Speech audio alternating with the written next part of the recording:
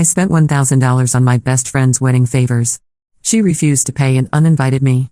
What I discovered at her Hawaiian wedding will shock you. I, 32F, find myself in a complicated situation with my best friend Maria, 31F, and our mutual friend Steve, 33M. The three of us have been close since our college days at State University, where we bonded over late-night study sessions and shared dreams of making it big in the city. Maria and I met during freshman orientation. We clicked instantly, bonding over our shared love for vintage fashion and indie music. Steve joined our duo a year later when we all ended up in the same marketing class. He was the class clown, always ready with a witty comment or a silly prank to lighten the mood during stressful exam periods. After graduation, we all moved to the city together, sharing a tiny 2-bedroom apartment to save on rent. Those early years were tough but fun. We'd pool our meager entry-level salaries for Friday night takeout and cheap wine, spending hours talking about our hopes and dreams for the future. As the years went by, we all started to find our footing in our careers. Maria landed a job at a prestigious PR firm, Steve started his own graphic design business, and I worked my way up to become a marketing manager at a tech startup. Despite our busy lives, we always made time for our weekly dinner tradition, rotating cooking duties and catching up on each other's lives. Everything changed when Maria met Ryan, 34M, at a work event 3 years ago. Ryan was charming, successful, and came from a wealthy family. Maria was smitten from the start. As their relationship progressed, we saw less and less of Maria. Our weekly dinners became monthly, then bi-monthly. Steve and I tried to be understanding, knowing how exciting new love can be, but we couldn't help feeling a bit left behind. Last year, Ryan proposed to Maria during a romantic getaway to Paris. Maria was over the moon, and of course, she asked me to be her maid of honor. I was thrilled to accept, eager to reconnect with my best friend and help her plan her dream wedding. Maria and Ryan decided on a destination wedding in Hawaii, scheduled for this summer. The planning process was intense. Maria had always been a perfectionist, but wedding planning brought out a level of obsession I'd never seen in her before. She wanted everything to be Instagram perfect, from the invitations to the table settings. As maid of honor, I threw myself into my duties. I organized a beautiful bridal shower at Maria's favorite rooftop bar, complete with custom cocktails and a photo booth. For her bachelorette party, I arranged a weekend spa getaway for our closest girlfriends. It was expensive, but I wanted Maria to have the best experience possible. About 3 months before the wedding, Maria approached Steve and me with a request. She wanted us to create personalized gift bags for each guest, filled with local Hawaiian treats and handmade items. She envisioned these as a way to welcome guests to the island and thank them for making the trip. Steve and I agreed, thinking it would be a fun project to work on together. We spent countless evenings and weekends researching Hawaiian culture, sourcing local products, and crafting unique items. We ordered custom-made kukui nut leis, locally made chocolates, and mini bottles of Hawaiian rum. Steve designed beautiful, hand-painted wooden ornaments with each guest's name, while I put together booklets of Hawaiian phrases and customs. The process was time-consuming and more expensive than we initially anticipated. We had to order supplies in bulk, deal with shipping delays, and redo several items that didn't meet Maria's exacting standards. By the time we finished, Steve and I had spent around $2,000 on materials alone, not counting the hours of labor we put in. A month before the wedding, Maria called me, bubbling with excitement. Her parents, who had initially offered to pay for just the venue, had decided to cover the entire cost of the wedding as a gift. Maria was ecstatic because it meant she and Ryan could upgrade several aspects of their wedding, like hiring a live band instead of a DJ and adding a photo booth. I was genuinely happy for Maria, but I also saw an opportunity. I mentioned that Steve and I had already spent quite a bit on the wedding favors, and suggested that maybe she could reimburse us for the materials since she now had extra money in her budget. Maria got quiet and then said she'd think about it. A week later, Maria called again, but this time her tone was completely different. She sounded annoyed and accused me of being greedy. She argued that as her maid of honor and best friend, I should be willing to contribute to her special day without expecting anything in return. She reminded me of all the times she had been there for me, like when she helped me move apartments or when she supported me through my breakup with my ex-boyfriend 2 years ago. I was hurt and confused by her reaction. I tried to explain that $1,000 was a significant amount for me, especially with the added costs of traveling to Hawaii for the wedding, buying a bridesmaid dress, and all the other expenses that come with being in a wedding party. But Maria wouldn't budge. She accused me of trying to ruin her wedding and said she was disappointed in me for putting money above our friendship. The situation escalated when Steve found out about Maria's refusal to reimburse us. He was furious, feeling that Maria was taking advantage of our friendship. He threatened to not attend the wedding, saying he couldn't support someone who treated her friends this way. Maria's response was to uninvite both of us, claiming she didn't want negative energy at her wedding.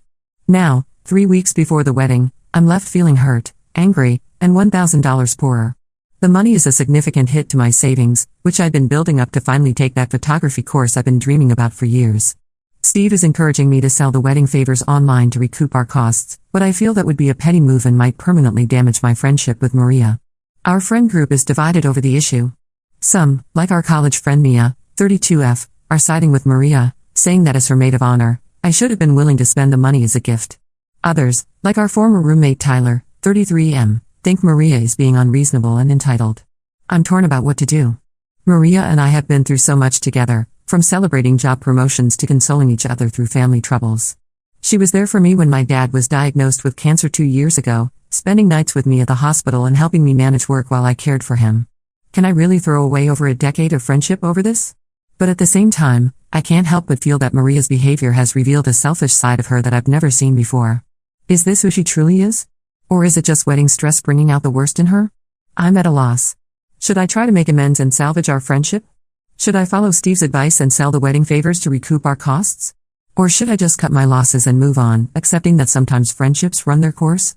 Any advice would be greatly appreciated. I feel like I'm losing not just my best friend, but a part of my history and identity as well. Update 1. It's been 2 weeks since my original post, and I want to thank everyone for their advice and support. Your perspectives have really helped me navigate this difficult situation. A lot has happened, and I wanted to give you all an update. After much reflection, I decided to reach out to Maria one last time. I sent her a long email explaining my feelings and why I felt hurt by her actions. I reminisced about our friendship from the time we first met at freshman orientation, bonding over our shared love for obscure indie bands, to the support we've given each other through various life challenges. I emphasized that I valued our friendship and wanted to find a way to resolve this issue. To my surprise, Maria responded within a few hours. Her email was a mix of apology and justification. She admitted that she had been stressed about the wedding and took it out on me unfairly. She confessed that the pressure of planning a destination wedding, combined with trying to impress Ryan's wealthy family, had been overwhelming her. However, she still maintained that as her maid of honor, I should have been willing to cover the cost of the favors as a show of support. We agreed to meet for coffee at our old favorite cafe, the same place where we used to study during college and later catch up when our busy lives kept us apart. Walking in, I was flooded with memories of late-night study sessions and weekend brunches spent gossiping about our latest crushes. The conversation was tense at first. Maria looked tired, with dark circles under her eyes that her usual flawless makeup couldn't quite hide. She revealed that she felt immense pressure from Ryan's family to have a perfect wedding. His sisters had both had lavish ceremonies, and she felt she needed to measure up. This pressure had led her to upgrade various aspects of the wedding when her parents offered to cover the full cost. She also confessed that she was embarrassed to ask her parents for more money to cover the favors. Apparently, Ryan's mother had made some comments about Maria's family not being as well off as theirs, and Maria was sensitive about appearing cheap or unable to handle the expenses of marrying into their family. I listened to Maria's explanations, trying to understand her perspective. I could see how the stress and pressure had affected her, but I also felt that it didn't entirely excuse her behavior. I explained that while I understood her situation, $1,000 was a significant amount for me. I told her about the photography course I had been saving up for, and how this unexpected expense had set back my plans. We went back and forth for a while, rehashing old memories and discussing how our friendship had changed since Maria started dating Ryan.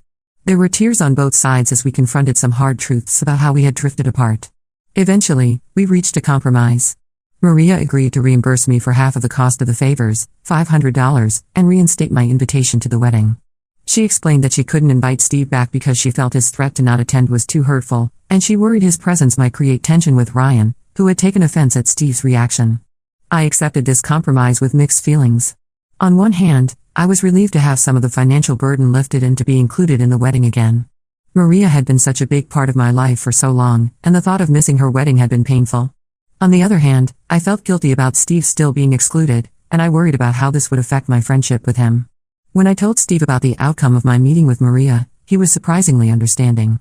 He encouraged me to attend the wedding and maintain my friendship with Maria, saying he didn't want to come between us.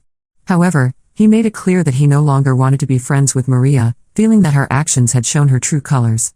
This put me in an awkward position, feeling caught between my two closest friends. Steve and I had grown closer through this whole ordeal, and I valued his friendship immensely. The thought of having to navigate separate friendships with Maria and Steve in the future was daunting. As for the wedding favors, Maria asked if we could still use them for the wedding. I agreed, but I decided to keep the extra special ones that Steve and I had made as a memento of our friendship and the work we put into them. Looking at the hand-painted wooden ornaments Steve had crafted, each one unique and beautiful, I felt a pang of sadness that he wouldn't be there to see guests appreciate his work. The wedding is now just a week away, and I'm feeling a mix of emotions as I prepare to fly to Hawaii. I'm trying to focus on being there for Maria on her big day, but I can't help feeling like our friendship has fundamentally changed. The easy comfort and trust we once shared seems to have been replaced by a fragile truce. I'm also apprehensive about how I'll fit in with the other bridesmaids, knowing that they're aware of the drama that's unfolded. Will they welcome me back into the fold, or will I feel like an outsider? As I pack my bags for Hawaii, I find myself reflecting on how much has changed since Maria and I first met. We're not the same carefree college girls who dreamed of taking on the world together. We've grown up, our lives have taken different paths, and maybe this whole wedding drama is just a symptom of how much we've grown apart. I'll update again after the wedding to let you know how it all turns out. Thank you again for all your support and advice. It's been incredibly helpful to have this community to turn to during such a confusing and emotional time. Update 2, I'm back from Hawaii, and wow, what a roller coaster of emotions this trip has been. The wedding itself was beautiful, but the events surrounding it have left me with a lot to process. I arrived in Hawaii 2 days before the wedding, the humid air hitting me as soon as I stepped off the plane. The resort where the wedding was being held was stunning, with pristine beaches and lush tropical gardens. Under different circumstances, I would have been thrilled to spend a week in such a paradise. Maria seemed happy to see me when I arrived, greeting me with a hug that felt only slightly forced. However, there was an undeniable tension between us. The other bridesmaids, who knew about our falling out, were polite but distant. I felt like an outsider in a group I used to consider close friends. I tried to focus on my duties as maid of honor, helping with last-minute preparations and keeping Maria calm. It was strange to be back in this role after everything that had happened. Part of me was glad to be included, while another part felt like I was playing a part in a performance. The day before the wedding, during the rehearsal dinner, I overheard a conversation that made my stomach drop. Maria's mother was talking to Ryan's aunt, gushing about how generous Maria had been with the money they had given her for the wedding. She mentioned that Maria had used some of the extra funds to upgrade their honeymoon suite and extend their stay in Hawaii for an extra week. I was shocked. Maria had told me she couldn't afford to fully reimburse me for the favors, yet she had money for these luxuries? I felt a surge of anger and betrayal, but I forced myself to stay calm. I didn't want to cause drama right before her wedding. The ceremony the next day was admittedly beautiful. It was held on the beach at sunset, with the sound of waves providing a soothing backdrop. Maria looked stunning in her designer gown, and even I had to admit that Ryan looked at her with genuine love and adoration. As I stood beside Maria during the ceremony, I tried to push aside my hurt feelings and be happy for my friend. I remembered all the times we had talked about our dream weddings back in college, staying up late in our dorm room, flipping through bridal magazines and giggling over ridiculous cake toppers. This was Maria's dream coming true, even if it wasn't exactly how we had imagined it back then. During the reception, the wedding favors were a hit. Guests kept complimenting the thoughtful gifts, admiring the hand-painted ornaments and exclaiming over the local treats. Maria was beaming with pride, and I felt a mix of emotions, pride in the work Steve and I had done, but also resentment that Maria was taking full credit. After a few glasses of champagne, I finally worked up the courage to talk to Maria about what I'd overheard. I pulled her aside during a lull in the dancing, my heart pounding as I broached the subject. She initially tried to brush it off, saying her parents had surprised her with the upgrades. But when I pressed her, pointing out inconsistencies in her story, she finally admitted that she had known about the extra money all along. Maria's justification was that she felt she deserved to splurge on her honeymoon after all the stress of wedding planning. She argued that $500 was a fair compromise for the favors and that I was being petty for bringing it up during her wedding. Her words stung, especially when she implied that I was jealous of her happiness. I was hurt and angry, but I didn't want to cause a scene at her wedding. I simply told her that I felt betrayed and that I needed some time to think about our friendship. For the rest of the night, I put on a brave face for the other guests, dancing and socializing as if nothing was wrong. But inside, I was a mess of conflicting emotions. The next day, as everyone was checking out of the hotel, Maria approached me in the lobby. She tried to smooth things over, inviting me to stay a few extra days with her and Ryan, saying we could have some girl time to repair our friendship. I declined, telling her I needed space to process everything. On the flight home, I couldn't stop thinking about how much had changed. The Maria I knew in college would never have lied to me or prioritized luxury over friendship. Had she always been this way and I just hadn't seen it? Or had her relationship with Ryan and the pressure from his family changed her? Once I was back home, I met up with Steve and told him everything that had happened. He was supportive and angry on my behalf, validating my feelings of betrayal. We spent hours talking, reminiscing about our college days and wondering how we had ended up here. Steve suggested we sell some of the leftover favor supplies online to recoup more of our costs. At first, I was hesitant, feeling like it would be a final nail in the coffin of my friendship with Maria. But the more I thought about it, the more I realized that I needed to start prioritizing myself and my own financial well-being. I'm now avoiding Maria's calls and messages. I know I'll have to face her eventually, but right now, I need time to sort through my feelings. Every time my phone buzzes with a notification from her, I feel a mix of anger, sadness, and nostalgia. I'm at a crossroads with Maria. Part of me wants to forgive her and move past this, clinging to the memory of our long friendship and all the good times we've shared. But another part feels like this incident has revealed a fundamental selfishness in her character that I'm not sure I can overlook. As I sit in my apartment, surrounded by the few wedding favors I kept as mementos, I can't help but feel a sense of loss. Not just for the money spent, but for the friendship I thought I had. The future I once envisioned, with Maria and I growing old together, being godmothers to each other's children, suddenly seems like a naive fantasy. I'll update one more time once I've had more time to reflect and decide how to move forward. Thank you all for your continued support and advice. It means more than you know to have a place to share these feelings and get unbiased perspectives. Update 3. It's been a month since my last update, and I've finally come to a decision about my friendship with Maria. But before I get to that, let me fill you in on what's happened since I returned from Hawaii. In the weeks following the wedding, Maria continued to reach out to me. Her messages ranged from angry accusations that I had ruined her special day by confronting her about the money, to tearful apologies and pleas to talk things out. The emotional whiplash was exhausting, and I found myself dreading every notification from her. During this time, I leaned heavily on Steve for support. We ended up following through with his suggestion to sell the leftover favor supplies online. It was a bittersweet process, packaging up the items we had put so much time and effort into. But it also felt cathartic, like I was finally taking control of the situation. We managed to recoup about $300 more, which helped ease the financial strain a bit. This process brought Steve and I closer. We spent evenings sorting through supplies, reminiscing about our college days, and talking about our hopes for the future. I found myself looking forward to these sessions, appreciating Steve's steady presence and unwavering support throughout this ordeal. About 2 weeks ago, Maria showed up at my apartment unannounced. I was shocked to see her standing there, still tan from her extended Hawaiian honeymoon. She was emotional, with mascara-stained cheeks, insisting we needed to talk. Against my better judgment, I let her in. What followed was an intense conversation that lasted for hours. We sat on my couch, the same one where we used to have movie marathons and heart-to-hearts, now feeling like a stranger's furniture. Maria admitted that she had been selfish and dishonest about the money. She explained that she had felt immense pressure to have a perfect wedding, not just for herself but to impress Ryan's family.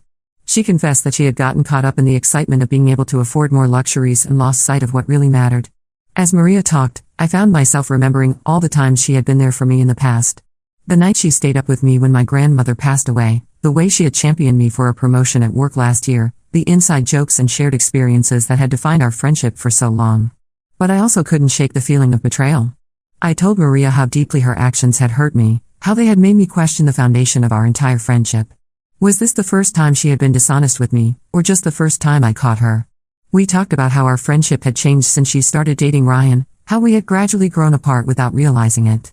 Maria admitted that she had been so focused on her relationship and fitting in with Ryan's social circle that she had neglected our friendship.